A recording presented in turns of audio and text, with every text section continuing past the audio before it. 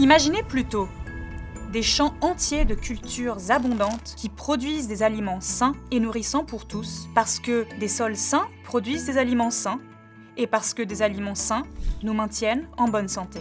Quel est le secret ? Une partie de la réponse se trouve dans le sol sous nos pieds, le sol sur lequel nous nous tenons. La plupart d'entre nous n'y penseraient même pas un instant, mais le sol est bien plus précieux que nous ne l'imaginons. Pourquoi ? Découvrons-le ensemble.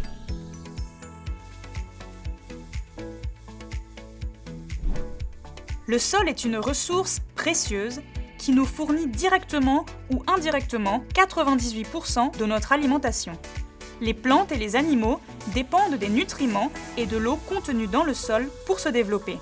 Par conséquent, plus le sol est sain, plus le contenu de nos assiettes sera sain.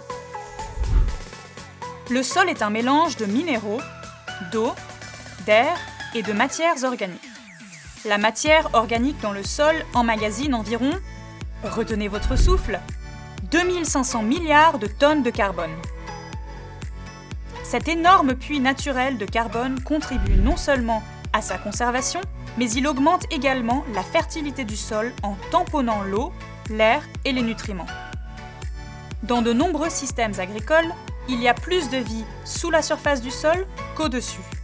Les sols sont de véritables villes souterraines grouillant de créatures, animaux, champignons, bactéries et autres micro-organismes qui vaquent à leurs occupations et travaillent ensemble pour la formation des écosystèmes naturels et agricoles.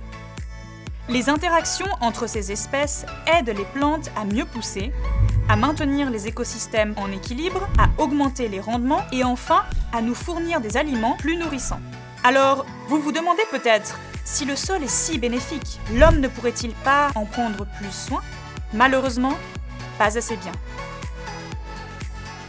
Mis bout à bout, les continents de notre planète ne comptent que 14,9 milliards d'hectares de terre. Parmi ces derniers, 4 milliards d'hectares sont des forêts qui gardent naturellement les sols sains, 3,2 milliards d'hectares sont des prairies et 1,6 milliard d'hectares sont destinés à la production agricole. Les sols se dégradent généralement lorsque les écosystèmes naturels, tels que les forêts, sont convertis en terres agricoles. Environ 80% des terres agricoles souffrent d'une érosion modérée à sévère. Chaque année, cela se traduit par environ 30 milliards de tonnes de pertes de sol.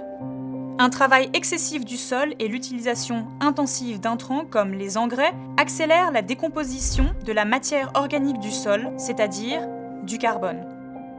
135 milliards de tonnes de carbone ont été perdues à cause de la décomposition de la matière organique, de l'érosion accélérée et du lessivage provoqué par l'homme.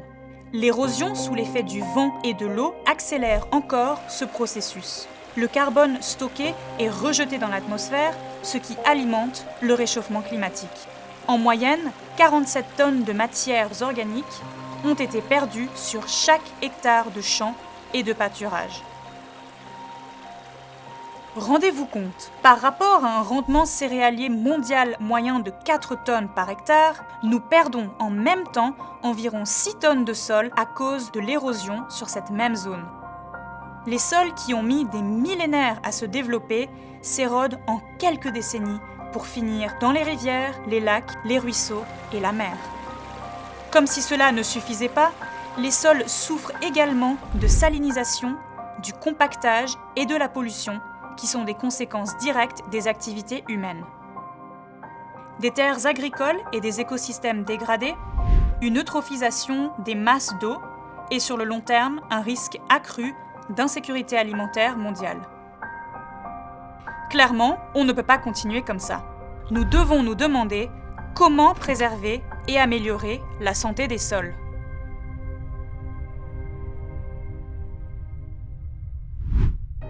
Heureusement, des siècles d'expérience des agriculteurs et de recherche agricole offrent des solutions pour garder les sols intacts et sains.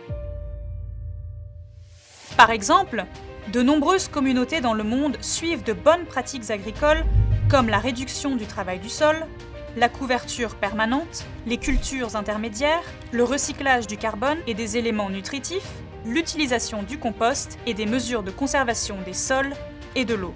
Ces bonnes pratiques aident à réduire la dégradation des sols, à réduire l'érosion et à reconstituer la teneur en matière organique des sols tropicaux, tempérés et boréaux.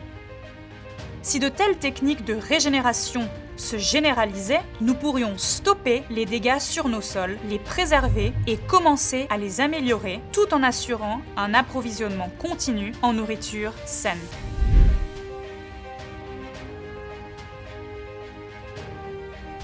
Chez Nestlé, nous avons commencé à travailler de façon proactive sur ce dossier. Nous nous efforçons d'établir la traçabilité jusqu'à la ferme et d'obtenir de la visibilité pour soutenir les pratiques agricoles tout au long de nos chaînes de valeur. En connaissant l'origine précise de nos matières premières, nous pouvons soutenir les agriculteurs et les aider à déployer des pratiques régénératrices et durables. Gérer les nutriments judicieusement, augmenter la diversité des cultures et utiliser des techniques agricoles de conservation, fumier et du compost sont des pratiques qui aideront à maintenir le sol en bonne santé et donc à préserver nos aliments ainsi que ceux des animaux. Ces bonnes pratiques amélioreront les écosystèmes des sols, maintiendront l'intégrité du sol et reconstitueront le stock de carbone du sol afin de protéger le climat. Et finalement, elles s'assureront que les générations futures aient une alimentation saine et un climat stable.